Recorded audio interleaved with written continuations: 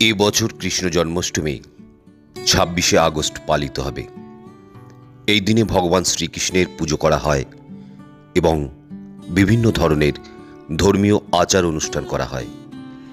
এমনটা বিশ্বাস করা হয় যে এই দিনে তুলসী গাছ সম্পর্কিত কিছু বিশেষ ব্যবস্থা করলে ভগবান শ্রীকৃষ্ণ প্রসন্ন হন এবং ভক্তদের আশীর্বাদ করেন। ভগবান শ্রীকৃষ্ণ তুলসীকে খুব পছন্দ করেন, তাই জন্মাষ্টমীর দিন তুলসী সংক্রান্ত কিছু বিশেষ ব্যবস্থা করা খুবই শুভ বলে মনে করা হয়। কি সেই ব্যবস্থা জানতে হলে সম্পূর্ণ ভিডিওটি দেখতে হবে। নমস্কার বন্ধুরা, আপনাদের সকলকে আমাদের চ্যানেলে আরও একবার স্বাগত। বন্ধুরা, আমাদের ভিডিওগুলি যদি আপনাদের ভালো লাগে অবশ্যই লাইক, কমেন্ট, শেয়ার ও সাবস্ক্রাইব করে আমাদের সঙ্গে থাকবেন। ইতিমধ্যে যারা চ্যানেলটি সাবস্ক্রাইব করেছেন তাদের সকলকে অসংখ্য ধন্যবাদ ও প্রণাম জানিয়ে চলে যাচ্ছি আমাদের আজকের ভিডিওর মূল বিষয়ে।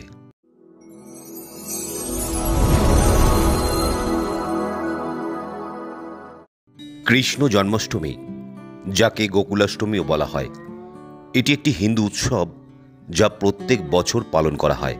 এটি ভগবান কৃষ্ণের জন্মের উদযাপন। পঞ্চাঙ্গ বা হিন্দু ক্যালেন্ডার অনুসারে এটি শ্রাবণ মাসের অষ্টমী দিনে পড়ে।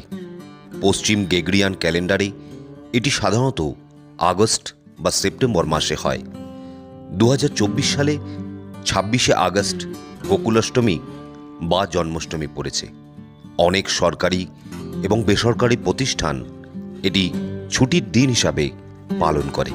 ভারতের বৈচিত্র্য বিভিন্ন আনন্দ উৎসব উদযাপনের জন্য আদর্শ পরিবেশ গড়ে তোলে। এই উপলক্ষগুলির মধ্যে একটি শ্রীকৃষ্ণ জন্মাষ্টমী, যিনি ভগবান বিষ্ণুর অবতার। এটি ভাদ্রপদ মাসের অষ্টম দিনে হয় এবং একে গোকুলাষ্টমীও বলা হয়। হিন্দু পুরাণ অনুসারে দেবকীর ভাই কংসকে হত্যা করার জন্য ভগবান বিষ্ণু পৃথিবীতে কৃষ্ণ ভগবানের রূপ ধারণ করেছিলেন। হিন্দু ধর্মে জন্মাষ্টমী উৎসবের বিশেষ গুরুত্ব রয়েছে। জন্মাষ্টমীর উৎসব ভগবান শ্রীকৃষ্ণের জন্মদিন হিসাবে পালিত হয়। প্রতি বছর ভাদ্র মাসের কৃষ্ণপক্ষের অষ্টমী তিথিতে শ্রীকৃষ্ণ জন্মাষ্টমী পালিত হয়।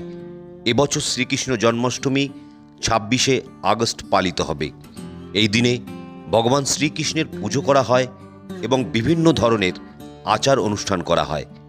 এমনটা বিশ্বাস করা হয় যে এই দিনে তুলসী গাছ সম্পর্কিত কিছু বিশেষ ব্যবস্থা করলে ভগবান শ্রীকৃষ্ণ প্রসন্ন হন এবং ভক্তদের আশীর্বাদ করেন।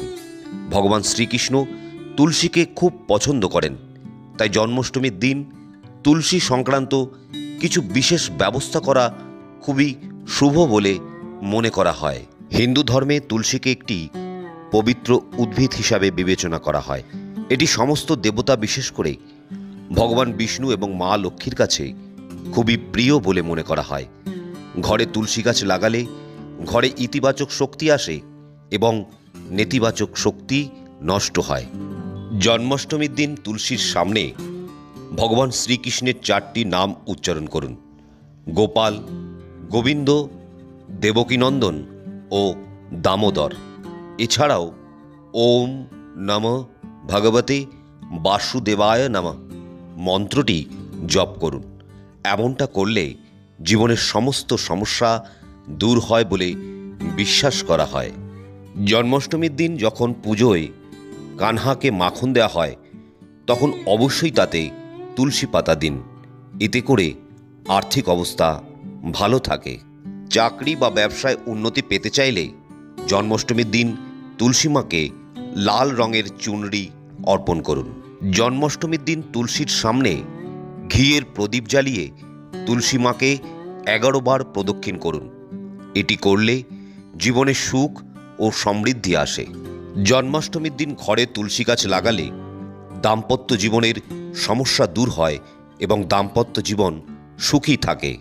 জন্মাষ্টমীর দিন তুলসী সংক্রান্ত প্রতিকার করলে ভগবান শ্রীকৃষ্ণ প্রসন্ন হন এবং ভক্তদের আশীর্বাদ প্রদান করেন।